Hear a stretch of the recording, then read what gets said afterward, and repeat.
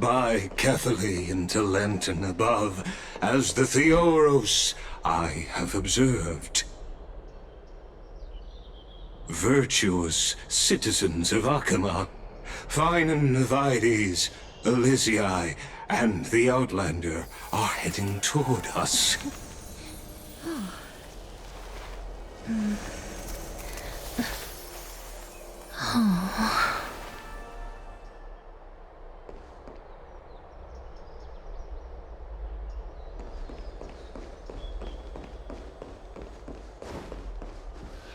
Aglaya, what happened here? I know about the poisonous fangs of that king snake through the golden threads. In the past, I would be confident about keeping her in check, but I admit I am now unable to do so. What do you mean? It is no longer about eloquence or arguments. I have been a demigod for far too long that I hardly have any humanity left. Before I realized it, I have become no different from these hypocrites, no longer capable of relating to the people. This has come a lot sooner than I expected. But perhaps it is time. I need you to step up, Finan, in order for me to retreat behind the scenes. Yes, this is my duty, but... It is far easier for the Council of Elders to fool many than just fool one person. Their so-called more support is no more than a ruse to distribute power using words instead of lances. There is no glory in winning this debate, but that makes having respect for humans so much more priceless.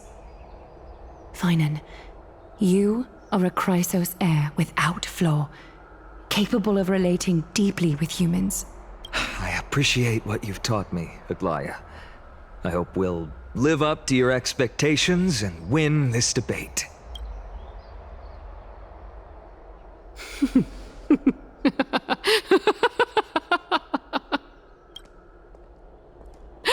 Oh, you've done well, Lord Calictus. Let me take over and personally close this debate for today. Dearest counselors, let it be known that I sorely miss the blissful times portrayed in lyrical poems. Back then, Amphorius was home to nearly 1,000 cities, each with their own local faith, while gods walked the earth and shared close bonds with humans. Yet, in the present, people from all over are forced to leave their homeland to seek refuge in the holy city, where they hope to rest under Kephales's protection. All of us have long been in the same boat, with no way out of this plight. We didn't have a choice in the past, but now, the Council of Elders brings to the table a new possibility. All I have left is one question for you. Would you rather strive toward the unheard of Era Nova, or return to the prosperous Era Chrysia of our past? Make your choice. Now, which of the two would lead mortals to an ideal future?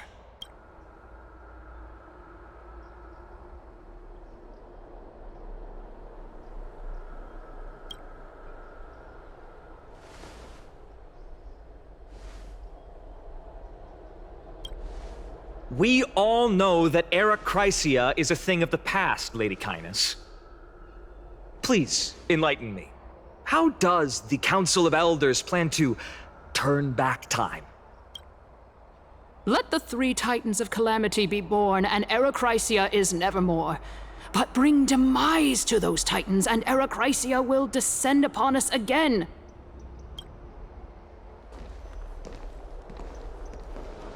Know that the Council of Elders is never one to make empty promises. Look at who we have on our side. Anaxagoras, one of the Grove's 7 sages, and Castorus, Idonia's goddess of death. With the help of these 2 heroes, I can promise all of you that Era Chrysia will exist once more. Aren't they Chrysos heirs? They're supporting the Council of Elders instead? It's clear from the start that these heroes do not get along well in their group. All the more proof that Aglaia is unfit to speak on behalf of every Chrysos heir. I am in favor of Era Chrysia. Era Chrysia! Era Chrysia!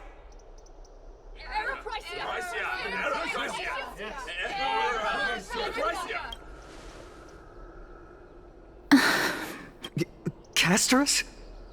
Why are you standing over there? You finally arrived, Naxa. So have you, Cass. Don't worry, Aglaia. Well, I know that you have many queries. Could you continue to converse like how the citizens normally do?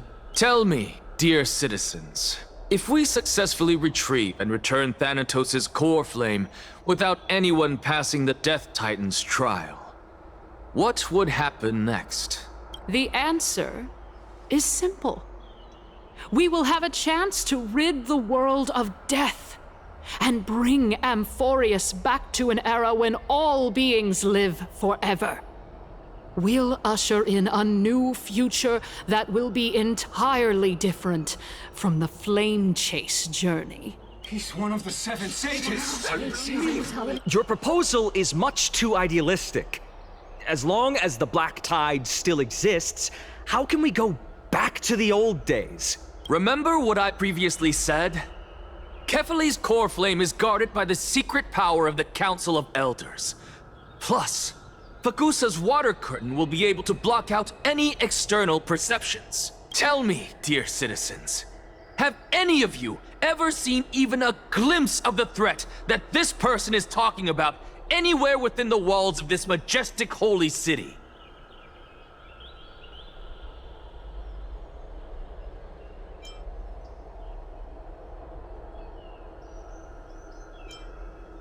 Oh? Could it be that you heard that from the Flame Reaver themselves? Citizens, let's loudly sing the blessed hymn. Oh, beautiful old world, where are you now?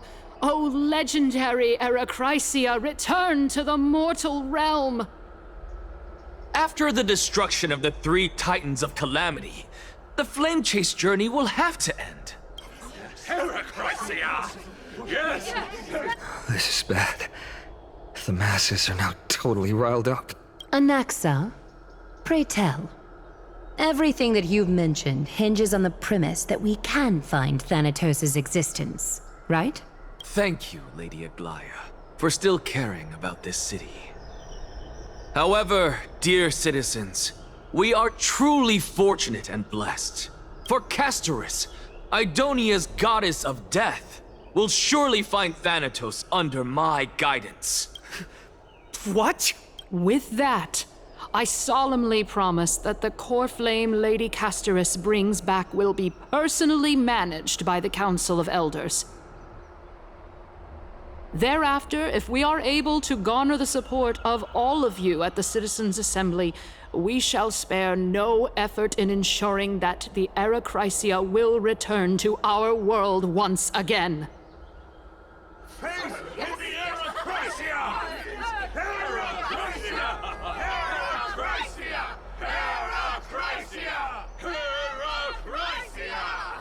With the balance shattered, the result is clear. By Kephale and Talenton above, as the Theoros I have observed, Akama has chosen her destiny. The issue up for discussion at this Citizens' Assembly shall be modified to the suspension of the Flame Chase journey.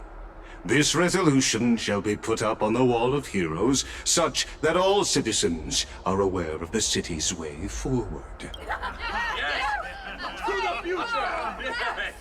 Aglaia, dear Aglaia, what has caused your heart to soften?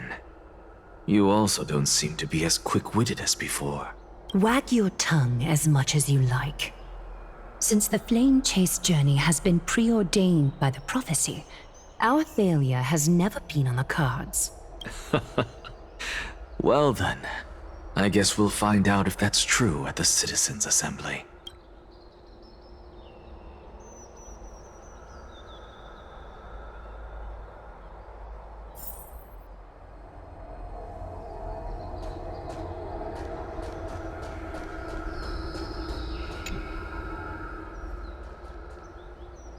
Well, it seems that when I sent you to look for Anaxa, I unintentionally facilitated your partnership with him instead. My apologies, everyone. I know that you have many questions to ask me. I will answer them to the best of my knowledge. In that case, please tell us as much as you can. In actuality, he showed me a past that was both long and heavy. The reason I say this is as I've mentioned earlier. The answer was hidden in my journey unto death. Anaxa, you were in the Netherrealm? Yes, I am but a living dead man now. But that's not important. What truly matters is, I overheard a conversation between heroes.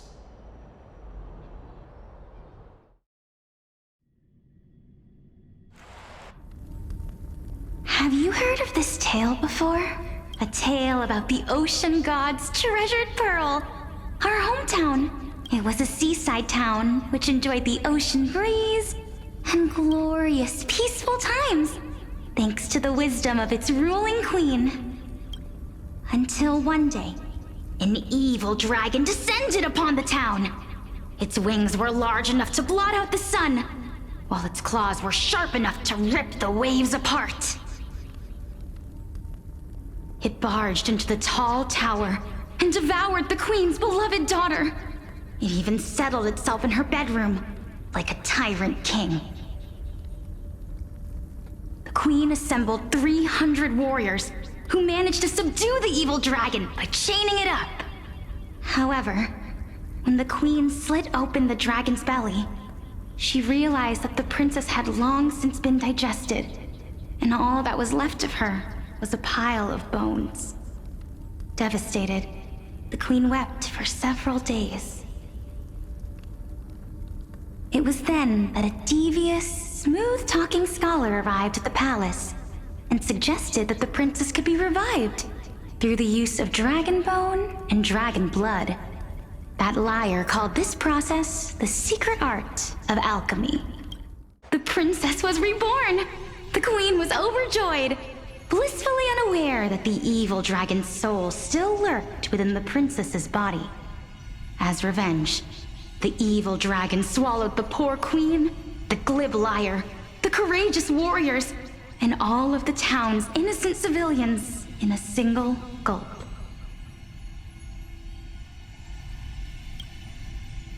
Worse still, the souls of the deceased refused entry to the Netherrealm because they were filled with regret. Forced to roam the mortal realm, these resentful souls ultimately converged into a river of souls that would not retreat for a long time. The terrifying death had consumed all. Thereafter, our hometown fell into ruin as well. Until? Actually, I don't know what happened next either. Oh my.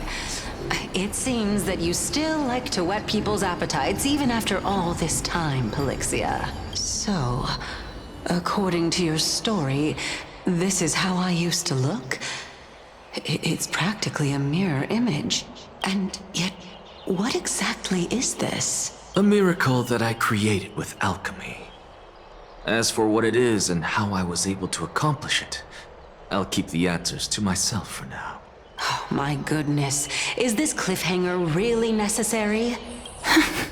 Quiet, Titan. Continue to enjoy this splendid play, and the truth will naturally reveal itself. Dragon, huh? I've heard this legend before.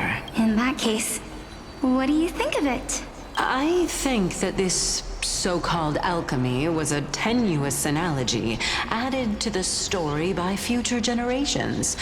After all, you've never heard of a tradition of alchemy in your hometown before, have you? Indeed. Before I left home to pursue my education, I never even knew that anybody was looking into this area of study.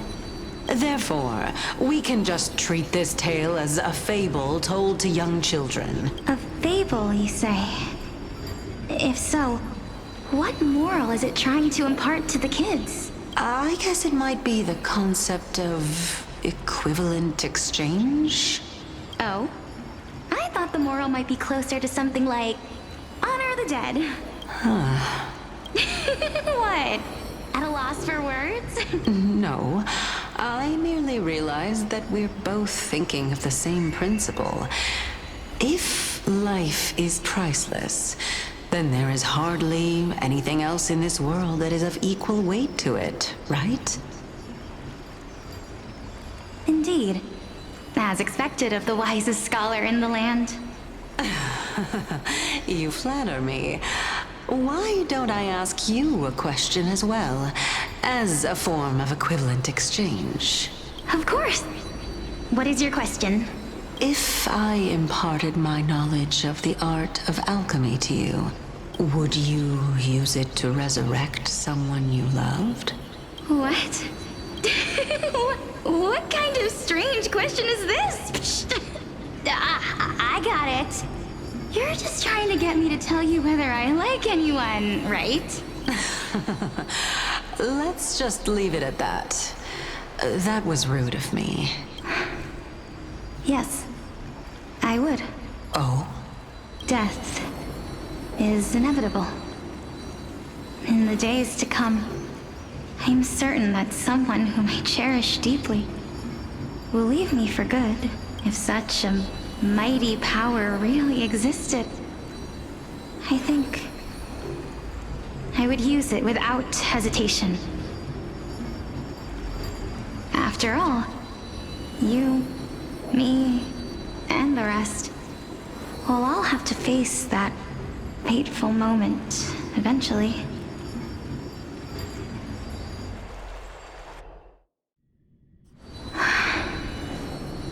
My time is finally here. However, perhaps because of my firm belief in the immeasurable value of life, I am unable to complete the trial. You shall wither, and through that, the dead will sprout again from the remains and be reborn with the dead flame. It is a pity that fate is such a cruel mistress. Is there no other way of interpreting those words? I'm afraid that the meaning is clear. Between my sister and me, one must pay the price. Our trial can only be completed when the one chosen sacrifices her life. I'm afraid that the prophecy might even have selected a pair of twins for this exact purpose.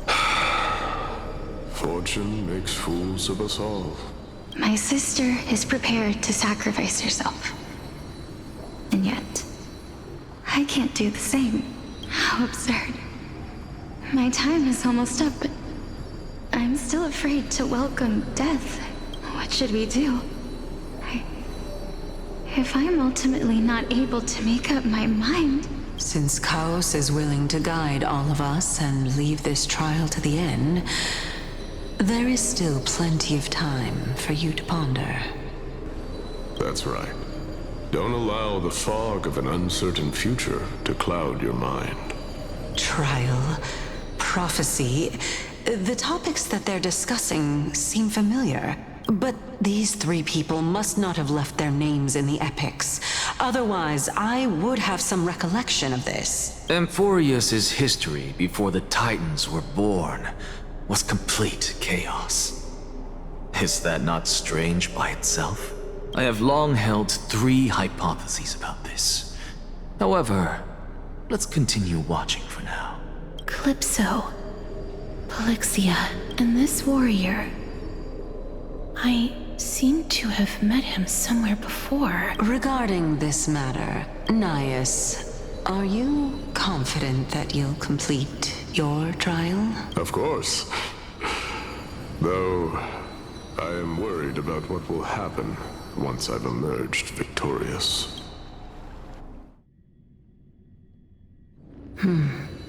Looks like you have made up your mind. Yes, this is the safest course of action. Completely separating courage, honor, tenacity, sacrifice, and reason.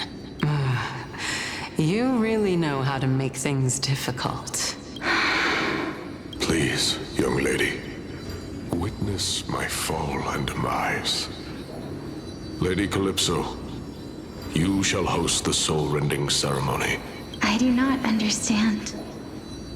Why would you dare to sacrifice yourself for a future that you won't get to witness? Because this is our destiny. The power that resides within me is so intense that I will one day be engulfed by it. Furthermore, a valorous death before glorious return has always been the path I chose to walk. A journey I began long ago. If your sister or Kaos were in my position, I believe they would make the same choice as well.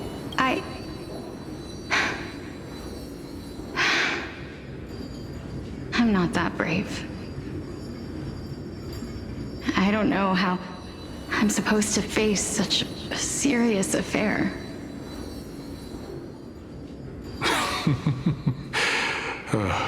Despite being Death's chosen one, it seems you still don't know how to face it. Let's chat, young lady. Perhaps I shouldn't end my journey so hastily. Since there's still time, I'm not worried about letting fate wait a little longer. Of course. This warrior is Lord Nias. As the embodiment of Nikador's divinity, he entrusted his life to us and allowed humankind to end his madness. That means that what I'm currently seeing before my eyes is, in fact... Looks like one hypothesis of mine has already been proven true. These heroes are the true forms of the Titans, before they attain their divinity. If so, the chosen one of death that he speaks of is actually... Polixia? Is the previous form of Thanatos? But her appearance... If this is true, as long as we can find out where she went, we'll naturally be able to figure out the location of the Death Titan. But before that, we first need to witness what ultimately happened to Lord Nias.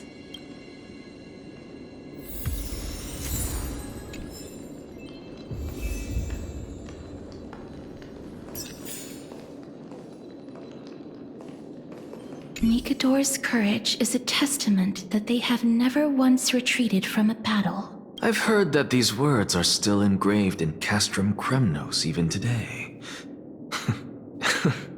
It didn't occur to me that they were actually part of an alchemical formula. Sealed within this statue is undoubtedly his sacrifice. They use their own body as our city walls, keeping out and protecting us from the pervasive spread of madness.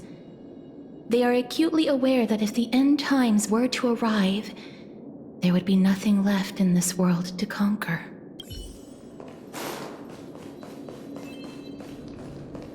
I believe that his tenacity is sealed within this statue. Before we fought Nikador, we also released it from the stone statue.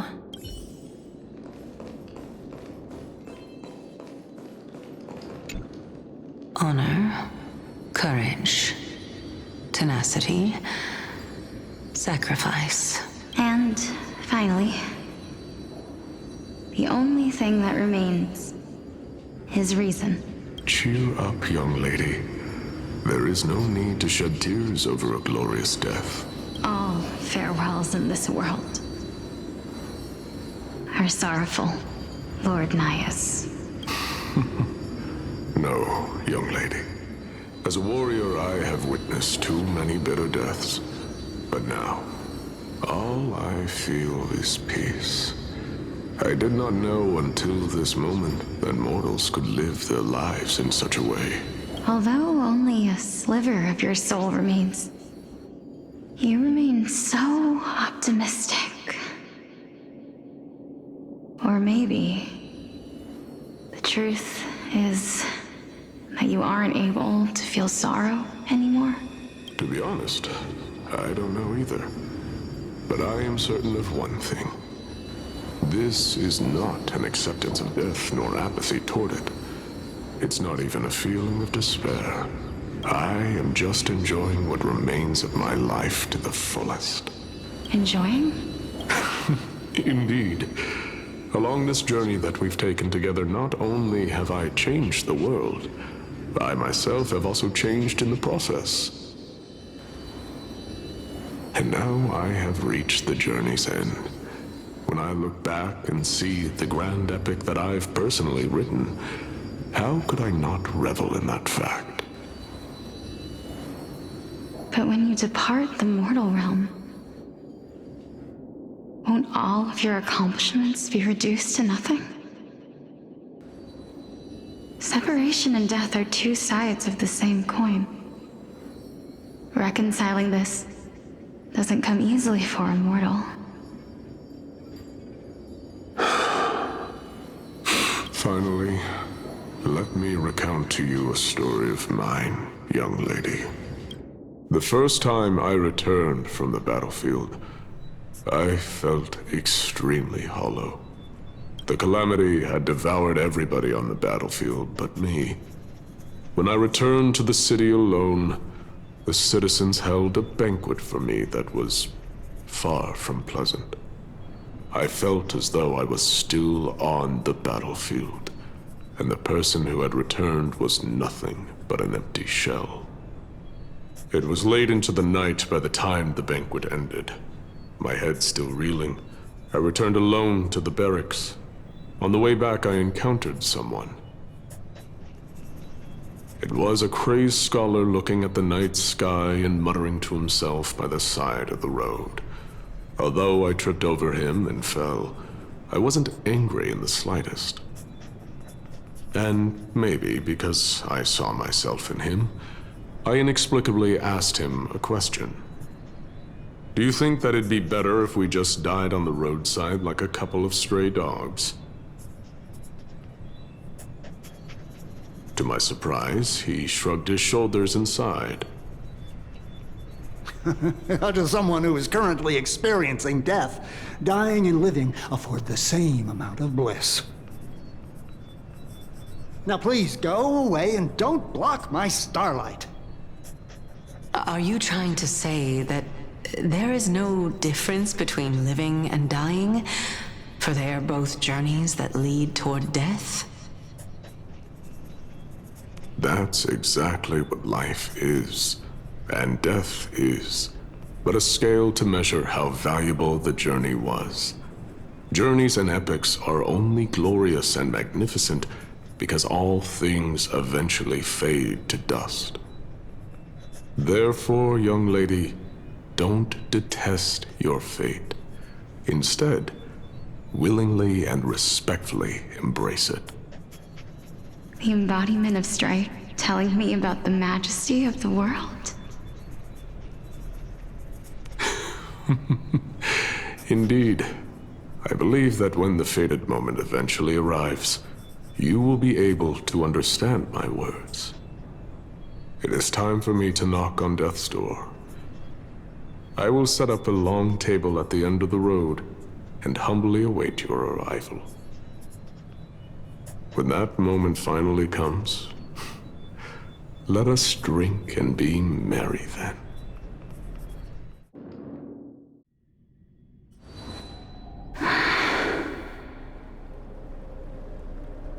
I knew this day would eventually come.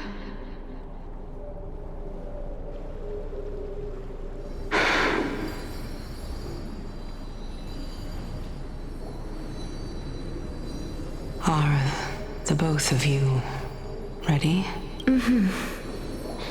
Polixia.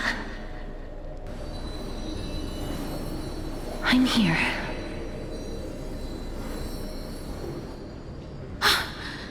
What? This... This is quite interesting indeed. Is this... Polixia's sister? Is it... me? Now, it's time for us to fulfill our promises.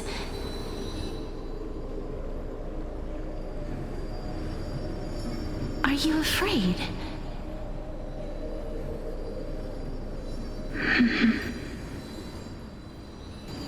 What are you afraid of? That I won't be able to do it.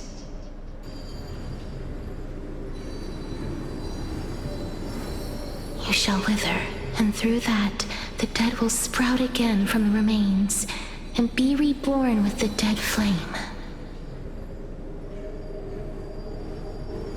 As foretold in the prophecy, and according to our vows, once it all ends, we must face our fated moment head-on. Even if it was prophesied, do we have no say in the matter? It's so unfair. Why are we the only ones who are forced into mutual destruction? Let me do it, sister. Let me be death's sacrifice. I was never long for this world anyway. But you're different. I was the one who wasted your life after all. You're wrong, Polixia. I don't think that my life was wasted. Just the opposite. When I finally arrived at this destination and looked back at the journey I took, I discovered that flowers had long since bloomed along the path I walked. It was you who sowed the seeds for this sea of flowers. One that is more beautiful than the promised land at the end of the world. Besides, I have lived a fulfilling life. Even though I was fated for sacrifice, none of the things that I've experienced will dissipate. Instead, they'll forever live on as memories inside your head. Will they not? How could my memories of you ever compare to the actual you? Well then, tell me, what exactly are we?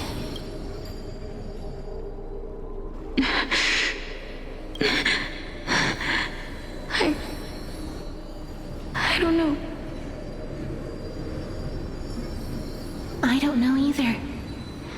But regardless of what the answer is, regardless of how we're shaped by others, or even by this world,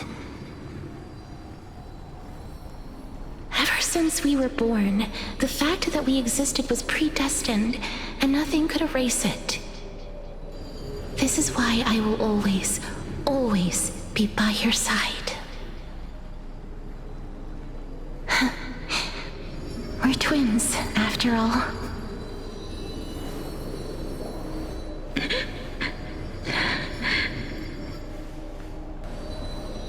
All right, my dear Polixia. It's time to extract my heart and light the flame of death. After that, use it to plant the first bud in the prophesied new world.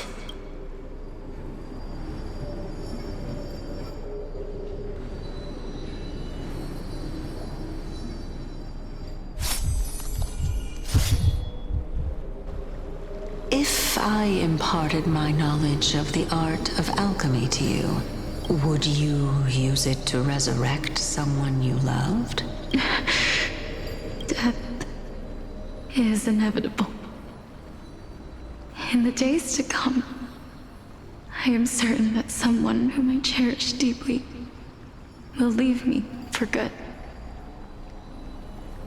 If such a mighty power really existed, I think I would use it without hesitation. Even now, my answer remains the same. This is why, sister, I promise you, in the prophesized new world, I shall plant the first bud on your behalf. Go now. Return to the Ocean God's treasured pearl, our hometown. I shall open wide the entrance to the Netherrealm and grant you a second life. The living beings on this earth shall respond to my call and lead you to the sacred daylight.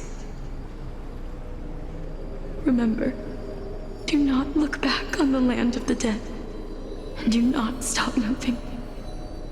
In the new world promised by the prophecy, march toward your new life. As for the price of our equivalent exchange, let me be the one to pay it.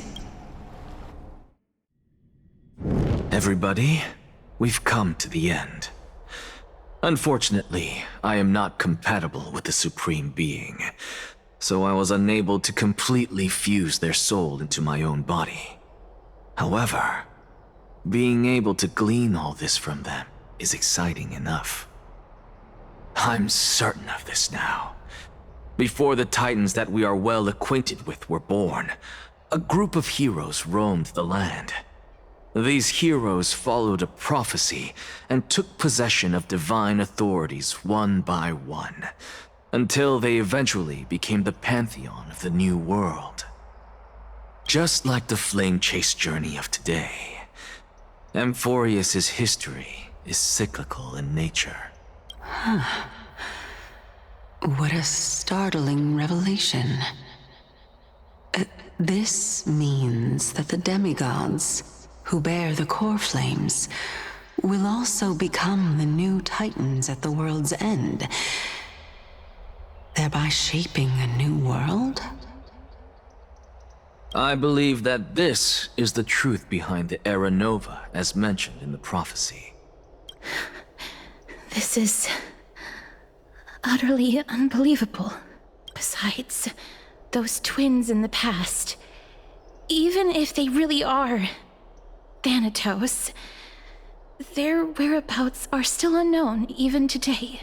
Are their whereabouts truly unknown? Didn't Polixia mention that seaside town?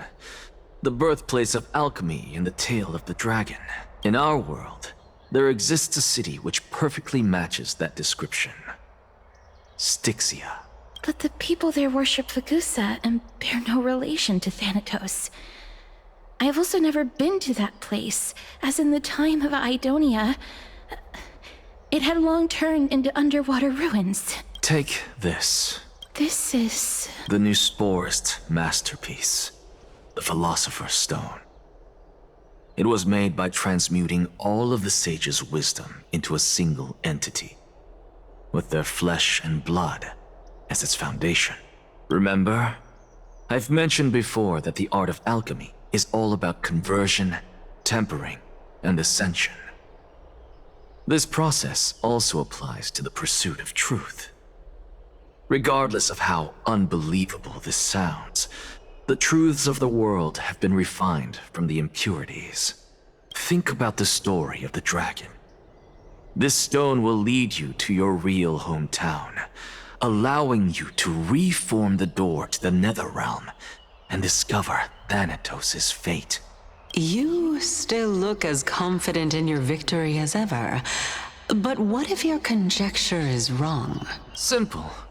I shall merely admit to the entire world that my experiment was a failure. However, my line of thinking will not fail because I have already planted the seeds of doubt into the hearts of the masses. Actions speak louder than words, Castoris. With the assembly about to begin, don't forget the promise you've made. I've already searched for so long. I'm willing to try one more time. While we converse, her life is also slowly slipping away. But before I leave, I have another question. What exactly did we witness just now? That was the world imprinted in Kefali's soul. If we are to prove its existence, you must take the final step. Go. Do not disappoint me. I understand. Hey, child of humanity.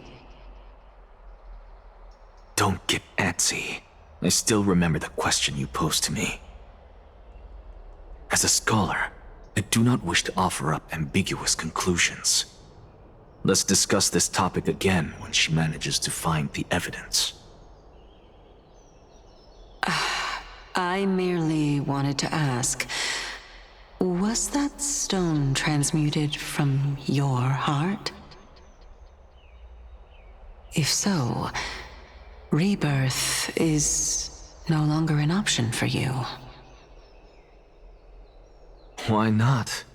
When I was a child, I lost someone dear to me. When I was a teenager, I lost my faith. A while back, although you saved my life, I also lost my soul in the process. Now I'm merely forsaking my body. What's the big deal? Why are you always finding ways to die? Isn't it good to be alive? This is but a necessary sacrifice on my path to transform into the purest of them all. Can someone who's dead even claim to be the purest of them all? Furthermore, if your hypothesis is proven correct, does it not just confirm that the myths are true, and thereby invalidate all your theories? No, it's just the opposite. If my hypothesis is correct, it means that I can actually ascend to godhood and reshape this absurd world that you all have created.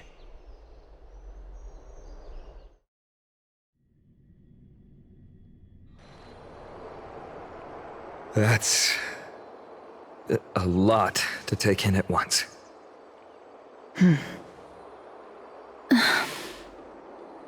Lady Aglaya, please, let me explain. Go on. You know that the core flame of death has always been the greatest unknown regarding the Era Nova, which is why both you and Kynus desire to gain the power to control that core flame in the approaching Citizens' Assembly. Professor Anaxa has come to a consensus with Kynus. They want to suspend the trial once Thanatos' core flame is reclaimed, hoping thus to eradicate death from this world. If they're successful, then the flame chase journey will cease, and Akama can enjoy everlasting peace. But I know this runs counter to your wishes. So long as we do not usher in Era Nova, the Black Tide will never be eradicated. Even with Lord Mighty on the front line, and the Black Tide not posing an immediate risk, the danger nevertheless remains. Honestly, it's difficult for me to assess the pros and cons in this decision. But someone must bring the core flame before we can begin negotiations over it. The Titan could be very near. I cannot let this chance slip by. Besides, someone has to make this trip to bring back Mrs. Soul. Well said. You already had every reason to seek an audience with Thanatos. It's that great performer who has weaponized your wishes, and placed us in this difficult situation. A world without death. Do you desire that too? If fate dictates that my path must oppose yours, I will do all I can to resist it and protect what I aspire to achieve. Lord Mighty showed me that without taking the first step, all talk of what follows is moot.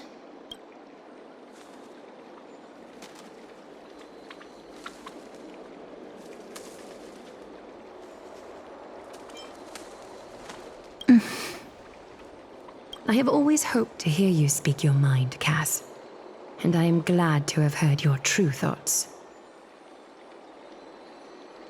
Styxia. I visited that place in the past. Though it is now an island surrounded by the river of Soul's torrents, it's not hard to see its former splendor. Go. I will not stand in your way. As for you, you are someone who has cheated death. I believe you have more than enough reason to make the trip with Casterus and meet the god of death himself. Casterus, I too look forward to your journey. I wonder what kinds of new interpretations your completed story will bring to the Flame Chase journey. Thank you, Lady Aklia. I hate to put a damper on this heartwarming moment, but if Styxia is now an island surrounded by the river of Soul's torrents, then how do we find a way in?